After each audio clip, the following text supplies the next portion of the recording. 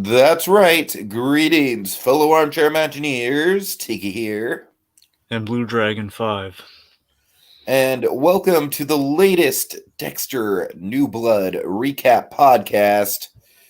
Too many tuna sandwiches. And, Dragon, I'm not even going to beat around the bush on this one. This is probably the best episode of the season. Wouldn't you say? I think this is really kind of a return to form here. I haven't been not feeling any of the episodes, so I don't know if I can say it's the best, but it's yet another good one. I mean, to me, what really elevated this was it finally gave me what I was looking for in the season. I don't necessarily think the season was lacking, but let's just say they were doing a good job of kind of building up to it. And that's like, all right, like now Dexter and Kurt are onto each other. Now it's becoming cat and mouse. And Dragon, I love that. I forgot how much I missed that in a Dexter dynamic. Yep. All right. Yeah, it's the cat and mouse I've been waiting for, that guy. Indeed. And I am very satisfied with it. I got to admit the big MVP of the episode for me. I mean, obviously the 2-star players are both great. You know, we expected them to be great, and they are, and it's great to see them go at it. But Dragon, I was really enjoying our podcast host this episode. I really was. I thought she brought a lot to the table, and I thought that her actually getting on Dexter's side was a neat little twist. And also, Dragon, can I just say, when we see that list of episodes of hers, I'm just like, I want Showtime to just do like supplemental, like, I don't know, like maybe 10 to 15-minute episodes of like all of the Dexter villains in podcast form. How cool would that be, Dragon? Well, you got your wish granted, Tiki. Well, partly. So they have one of those. They have the Trinity episode. Okay. So it's a 10-minute that's episode. cool. That's cool, but it's like I'm saying, like I want Showtime to go all in, man. Like I want a whole series. I mean, we'll see. I mean, we heard a little bit of another episode, so it is within their own possibility. I think there's at least three total episodes. So there's at least material for 2 out of those 3. So who knows? So I mean, at the very least, one of those episodes is up with the Trinity Killer. If you want to look on Showtime, it's right there. Nice. Also, can I just say I got a free trial of Showtime just to randomly watch this, and not a bad little streaming service, surprisingly. They've got some good stuff on there. Well, yeah, you can rewatch Kidding anytime you want. Oh, God. I watched the new Chaplin documentary on there, Dragon. Wait, there's a Chaplin documentary? Yeah, oh, yeah, check it out. Oh, definitely. What's it called? I'm not sure. I think it's just called, like, The Voice of Chaplin or something. Huh. Ironic. Well, yeah, the whole thing is that they have like rare interviews with him, and that's kind of like the big selling point of it is like you do get to hear the voice of him. Fun fact, if I have this right, I was watching this thing on Disney Plus, and they talked about it. Jim, I completely forgot about this.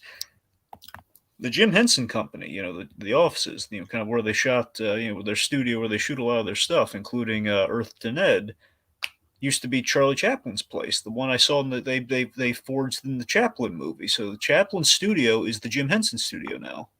Huh. Yeah. It's called The Real Charlie Chaplin.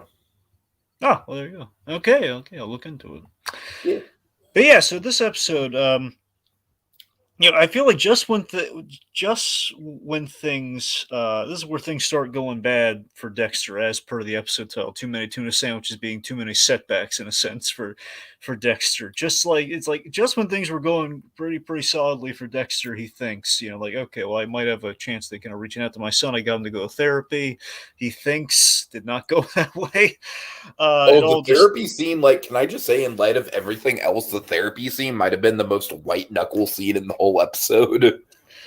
It's so full of tension. Yeah, it's just like he's putting his foot in his mouth so much and he doesn't even know it. Oh, the therapy scene, like, can I just say, in light of everything else, the therapy scene might have been the most white knuckle scene in the whole episode. It's so full of tension. Yeah, I mean, you get to It's see just like Dexter. he's putting his foot in his mouth so much and he doesn't even know it.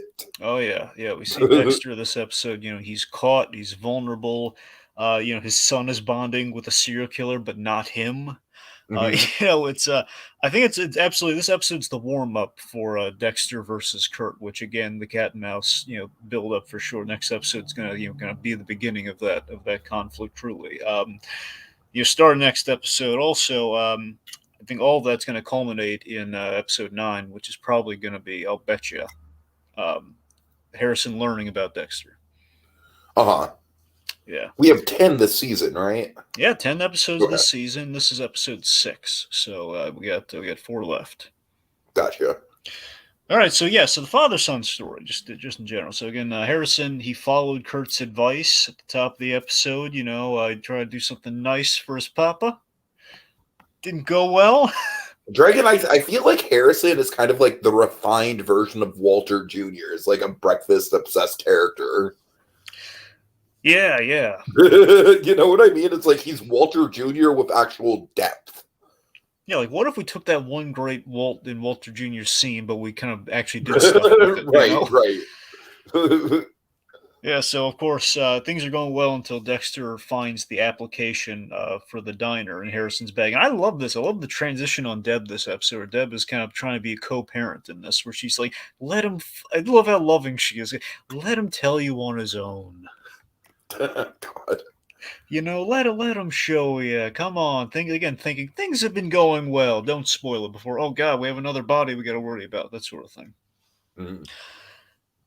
So I love that the truth is what would eliminate this problem for Dexter in a sense. And obviously it would still be a really tough conversation to have. But again, if like, hey, listen, Kurt Caldwell, dangerous serial killer. Stay clear of him, okay? I know I'm a serial killer too, but trust me, you don't want to be around this guy. Takes one to know one, son. Yeah, exactly. A little, yeah, yeah, a little, yeah, sure. All right, so let's see. Any comments popping out there? He's just pointing out specific scenes that we'll kind of get to. So Gotcha. So the therapy. You want to talk about the therapy scene just a little bit more in depth? well, yeah, we did talk about the therapy scene. You said he liked the moment where Ghost Deb is like, "You should say something. They're waiting for you." Of course, this is kind of funny. They did this sort of thing for the show You on Netflix, which is very much kind of in the shadow of Dexter, only not really like a serial killer, more of a stalker. But it's so funny. They've done this fun edit where you can take away the inner monologues, and it's just going to be like utter blank silences of just the guy thinking. And if you apply that to Dexter, it's 10 times funnier. It's like, oh god, like all these times where Dexter's monologue is just like this silence that just kind of plays. If you just re-edited that, it's really funny. Right. But I think Okay. Let's see. Where to next? Well, one of the money. Well, don't you want to like talk about what happens in the therapy scene outside of just Deb, or?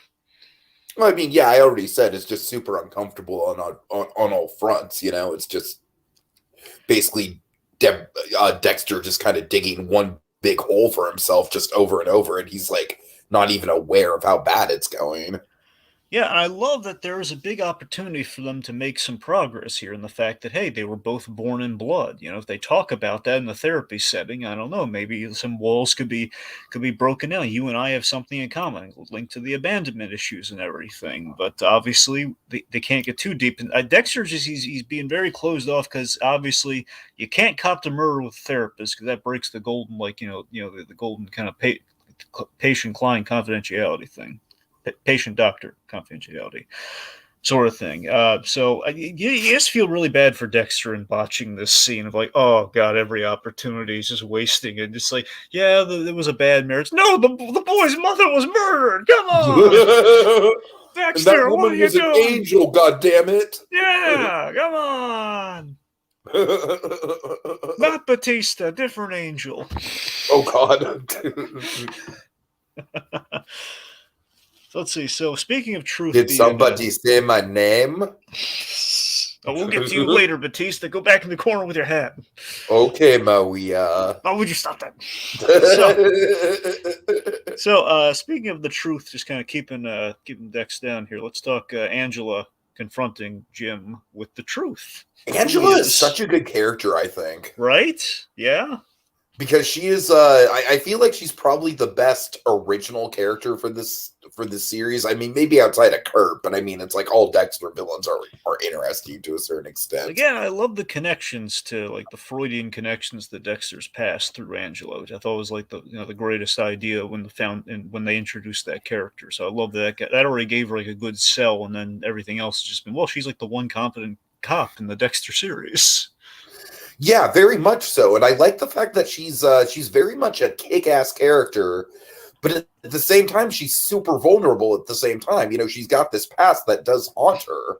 So it's like she's not a character without flaws, even though she's very much kind of like one of the pillars of this community. Yeah, we played the lie reveal so smartly here, and I was a little worried. A part of me was a little worried about it because clearly, I mean, based on the promo, I was like, okay, well, I'm getting the sense that we're not going to okay, full on Dexter's going to cop to being a killer in episode 6 of our 10 episode series. I don't think we're going to do that yet.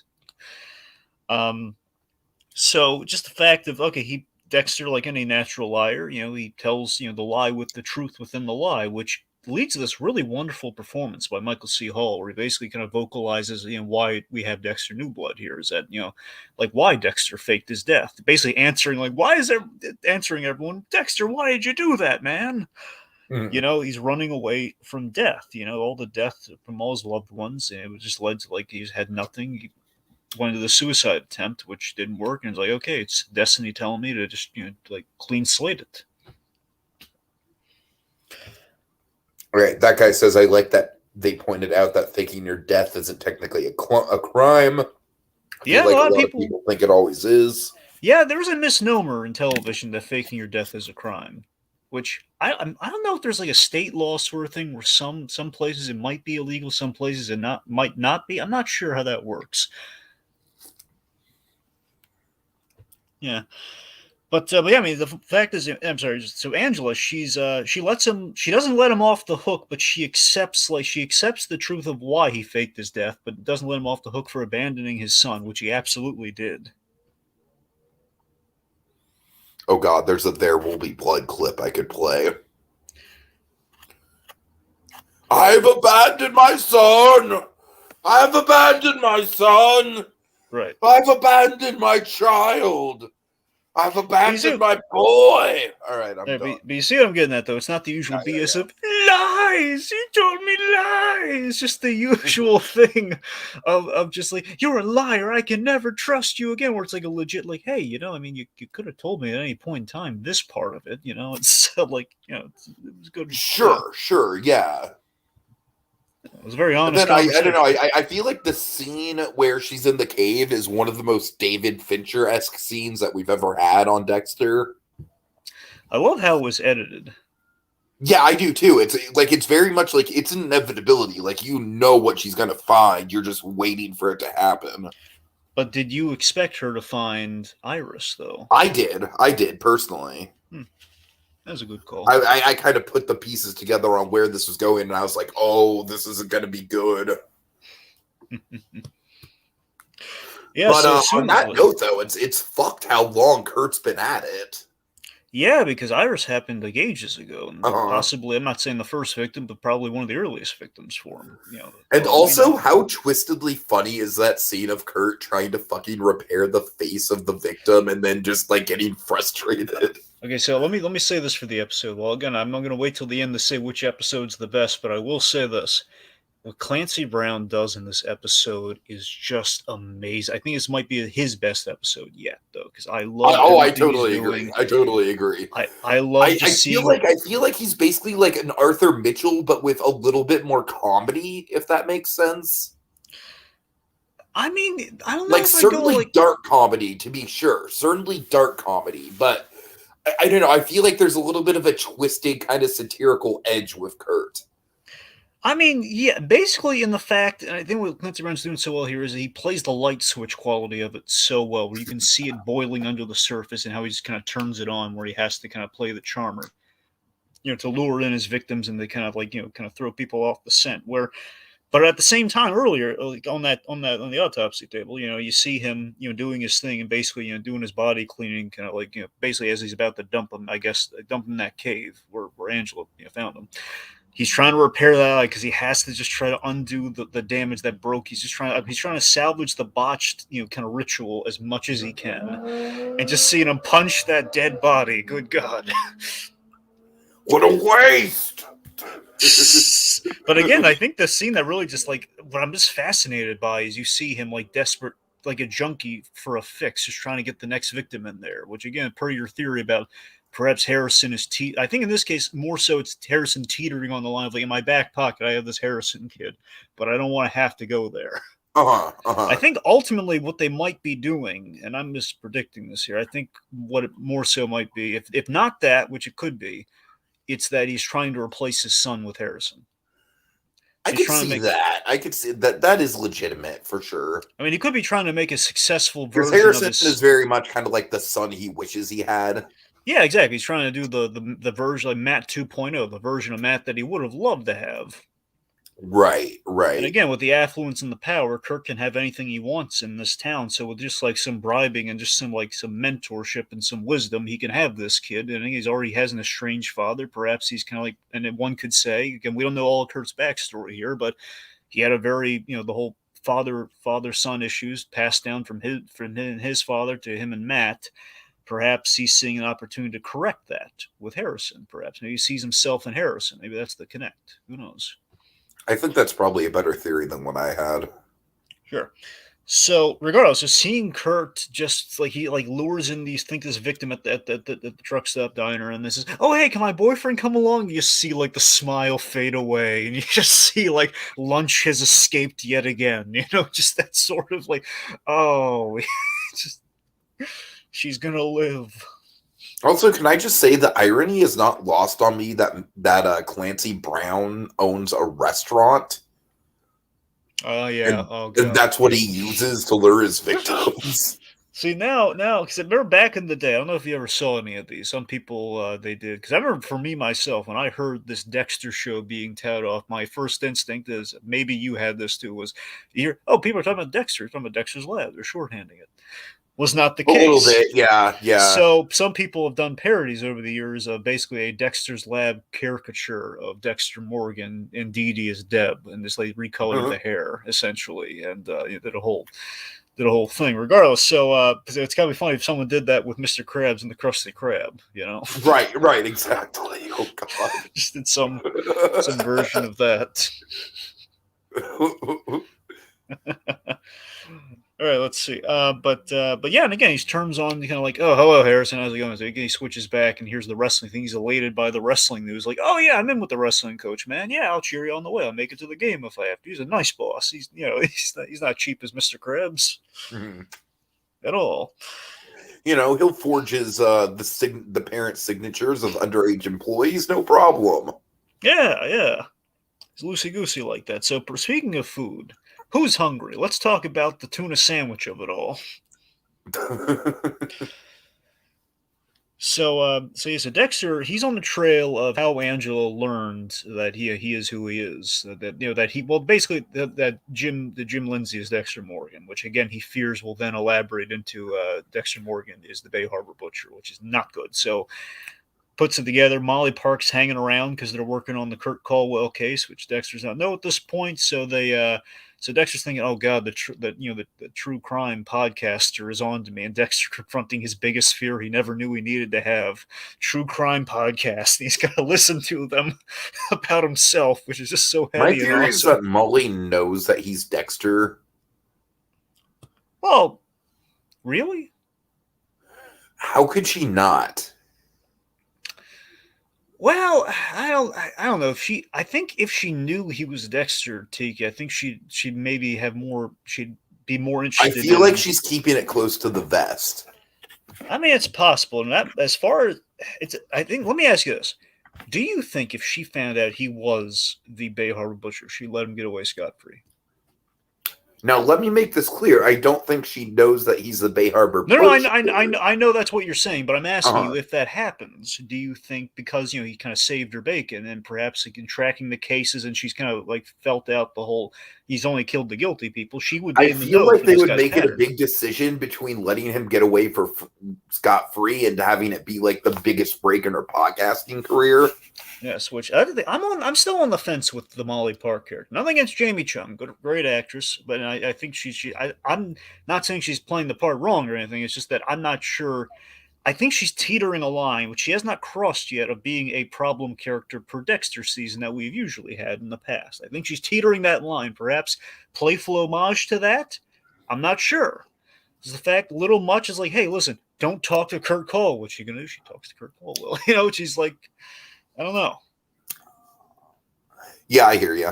Teetering that line. She hasn't crossed it yet. And again, that scene we have later on does save her a lot. So I think that might push her back in the safety zone. We'll see. Because she plays in Tiki on that podcast episode I told you about. When you hear the full podcast, my God, is she such an annoying, pretentious true crime podcaster?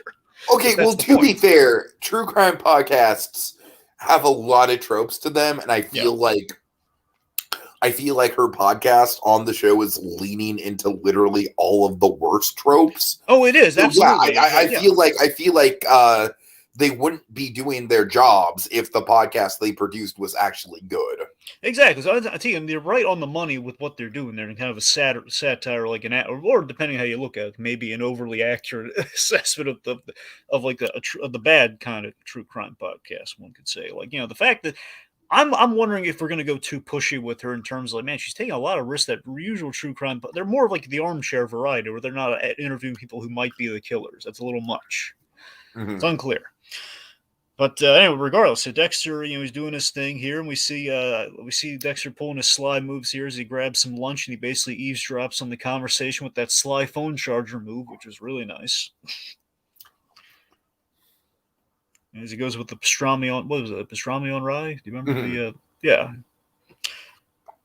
yeah. So let's see. So again, you want fries with that? Yeah. Let's live dangerously. Yeah. I just love how enthusiastic he plays that. So again, Kurt, 2 run-ins with Jim Lindsay, like this close together. He's going to figure out very quickly. Okay, there's something up with this guy. Mm-hmm. Yeah, he's like 1 episode away from finding out, maybe even less. Who knows? So let's see. So then, to me, I think the big MVP scene of the episode is the cabin scene. Oh yeah, that guy says it's the best scene of New Blood so far, and I agree.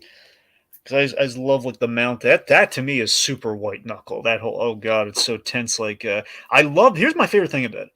I love that Dexter has a moral choice to make here because he's been contemplating what to do about Molly. When I heard him in the episode, I was like, man, would Dexter break the code to keep the silence here? He's thinking about. I don't think he would do that. I really don't. Right, but here's the thing, historically, and again, I want to be very clear with the distinction here. So Clyde Phillips he never broke the code, at least without a point. I think one time in the show, let me this way, Dexter and Miguel Prado, season 3 of Dexter with Miguel Prado, that's the closest Dexter got under Clyde Phillips's kind of pen of him breaking the code where he accidentally broke the code. But again, they're still bad people, so he kind of got away. It kind of worked out. Uh-huh. But, season 5 onward, that's where things got messy. And at times he threw out the code and he had that temper tantrum where the guy did not fit the model at all. He just killed him in a rest stop while he was kind of grieving over Rita. So that one was like, yeah, that's egg on our face with the Dexter show. We have to we can't really wipe that one clean. Regardless of, so the fact is, his problem could be taken care of if he does not save Molly. So I thought that was interesting. Well, Dexter. Molly's inherently not a bad person, though. I feel like that's the difference. That is true. That's where the moral quandary is. Well, yeah, she hasn't done anything wrong, and it would be feeding her to the wolves. She's an annoying person, but morally, she's not a bad person. And she did literally, knowing this guy's probably a serial killer, she did walk into the guy's, she did walk into the guy's basement. So how much of it's on the victim? How much of it's on at that point? She's. Yeah, but again, the tension being like she's pulling out the pepper spray, which we know will not go well. Because look at Kurt Cole. He's a mountain of a man. You saw what he could have killed. He could have killed. Again, he didn't want to shoot her through the eye. But I'm a man sponge, a big man. God, I've been in business a long time, boyo. No, seriously, it's like we saw he could have killed his victim with his bare hands in the last episode, but he wanted to shoot her, most dangerous game style, which clearly did not go well. So just the fact of okay, so it's tense. I love just the tension of these knocking on the doors. Hey, Matt, you there? Oh, he must have his headphones in. Okay, hold on. Okay, and this goes back to that guy. One of his first comments. Let me see if I can find it. Is honestly one of my favorite Michael C. Hall deliveries. He just dives right into it. Well, might as well just check and find out, right? And just opens the room. Yeah, oh yeah, just see him just gotta slip by him there. Hey, what's this? But What's again, this? What's this? There's cameras everywhere. All right, that's about as best as I can do with that gag. but fun fact, Michael C. Hall is a musician. Oh, nice. Yeah, he's like a rock band or something. God, No, seriously, it does. I can see it. I can see it. I don't. I think it might be heavy metal. I'm not sure. All right, more power to him, man. Anyway, regardless, okay. Regardless, what was I getting? All right. So my favorite, one of my favorite kind of bits of this too is Dexter. This whole season's been built upon him being kind of like kind of stymied at every turn because of the small town setting, which would be really hard to commit murder in this small town of Iron Lake. So him using that to his advantage here. Oh well, thought some kids were gonna get into this barn, this cabin here and cause some trouble. I didn't. What are you two doing down here? He's using small town to his advantage. So yes, Dexter used that small town advantage. Yeah. And just seeing like this is what I'm talking about, seeing Clancy Brown then try to spin on. Yeah, Jim, what are you doing here? And just being so ticked off because like my lunch is getting away, darn you. And just see him punch through that wall when he leaves. Just so angry. You see him just try to keep just very. I mean that must be like a very very thin wall, but still. I mean, it's thick enough to keep people in there, Tiki. I mean, the fact that it's going to take him to punch through that wall. I mean, I don't know. I think it's medium. It's not. I don't think it's the thinnest material, but it's the second to thinnest material. I'll put it that way. All right, let's see. So again, Kurt absolutely on edge. Let's see. So, side note: Harrison and Audrey, they've become quite the little item. Okay, I'm going to say this. I've been kind of shitting on Audrey, and I think this is the first episode where she really came through. I thought that they did a really good job of kind of verbalizing how she feels like an outsider, and I am for this relationship now. Like, I don't think it should take up a ton of screen time, but, like, yeah, I'm kind of in the whole, like, these two cute kids should get together. One could say you're shipping Audrey. There we go. Audrey, the Tawdry affair. Anyway, but of course, there's in the afterglow, Mom shows up, and the Jim yet again is in hot water. Yeah, and Harrison, man, it's like, he's a good kid, but he's not staying out of trouble. Oh no, he's not. No, he's not. So let's see. So also, Dexter and Logan talking relationship repair with the whole trust chat. I really like this dynamic, by the way. I feel like this dynamic has kind of come into its own over the course of the season. Yeah, it's very reminiscent of Dexter's bonds with his fellow cops at Miami to a degree. So, yeah, and again, I think the setup here is that the next episode, being per our ending, is like, okay, so Dexter is going to be kind of reforging trusts, with Angela, kind of through this kind of chat, but working a case more so. I love the whole like, all right. The Bay Harbor butcher's got his calling card now. Yeah. Blood spatter analyst. Oh yeah. All right. Let's see. So okay. So big thing. So so as we edit between Angela and Teddy, our JGI kind of associate alumni, by the way, Teddy. So Angela and Teddy, they find Kurt's body dump cave, which I wonder. Here's what I wonder. I don't think this is the case because the way she found it, but a part of me likes to think, man, Dexter was not far off when he was looking for a body dump because he was going to go to that bear cave. I wonder if that's the same cave or not. Which Kurt wouldn't be afraid of. I want to say it was. Because think about it, Kurt wouldn't be afraid of that because he's a full-blown hunter. Just shoot that bear. He just... You don't use that. Yeah, like I don't think it was a coincidence, Dragon. I think the season is set up well enough to where they probably put that in there intentionally. Right.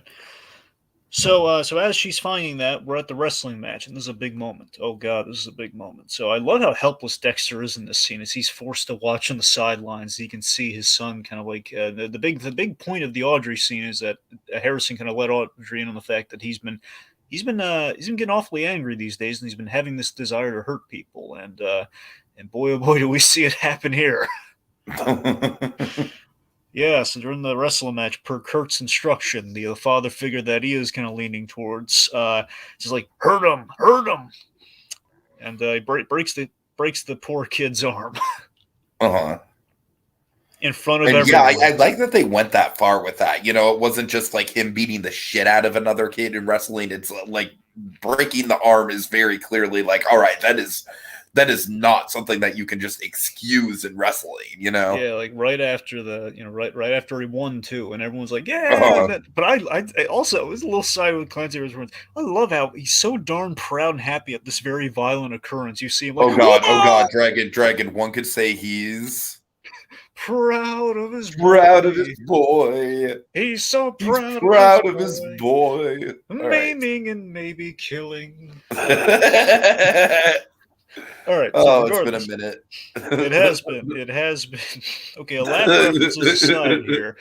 But seriously though, just see it. You see the way everyone. Okay, so I love this. You see Kurt like so darn proud, like whoa, and you see Uh-huh, Logan like, uh-huh. oh god. You see Logan's panic, and Do Kurt's you like think that excited. on some level Kurt is grooming Harrison to be his successor in the ritual? I mean, again, if he's looking at him as the next Matt, perhaps that might be the end point of, like, again, the more successful Matt, someone I could trust with my legacy here, perhaps.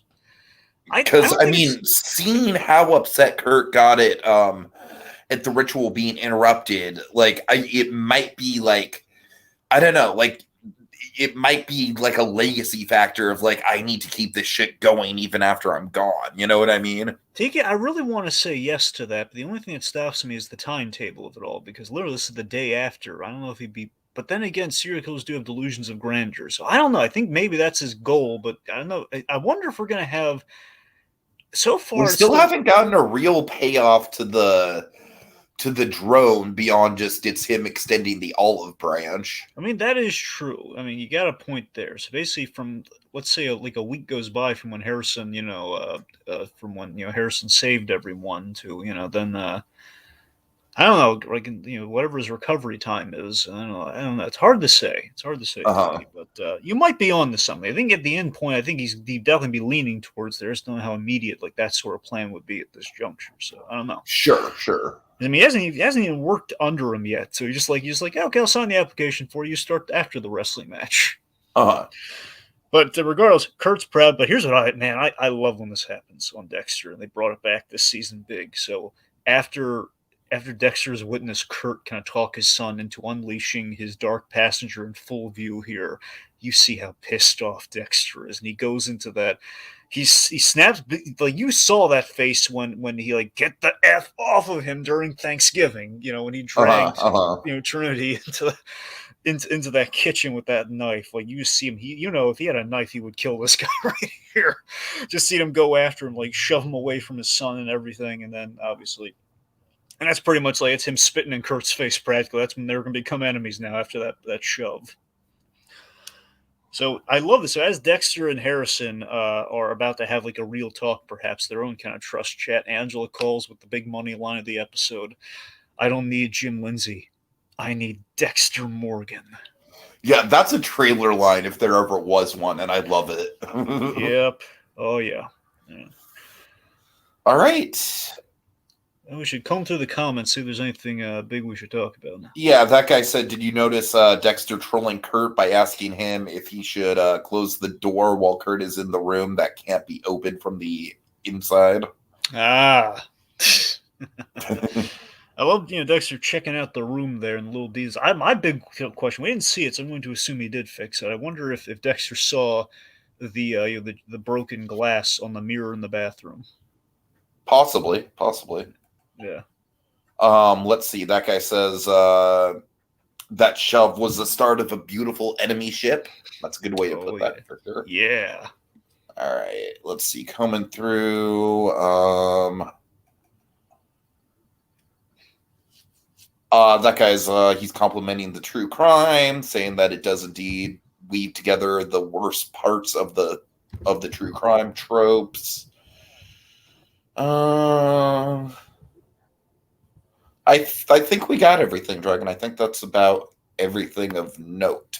So Yeah, real quick, because I was reminiscing on Dexter season 3 earlier. okay. It'd be another really fun edit. Oh for God, someone what? to make. Because it's right around the corner this month. What if someone cut, like the big Miguel Prado thing where Dexter finds out he's been lied to and everything. Miguel, and we cut to Cobra Kai's Miguel. Oh, Like God. perhaps Dexter was watching the end of season 2 when he falls, and they just have like the outrage, like Miguel. Just like he's reacting to the Lion King fall. Yeah, exactly. Like he's watching, the full on Mufasa fall. Miguel. Oh God! All right. All right. Okay. Well, that's let's thank our audience, and we'll get out of here. Okay, so big thanks to that guy as always for joining us on this Dexter recap. We'll be back next week. See y'all later. Have a good night. Place your bets. Trinity episode 9.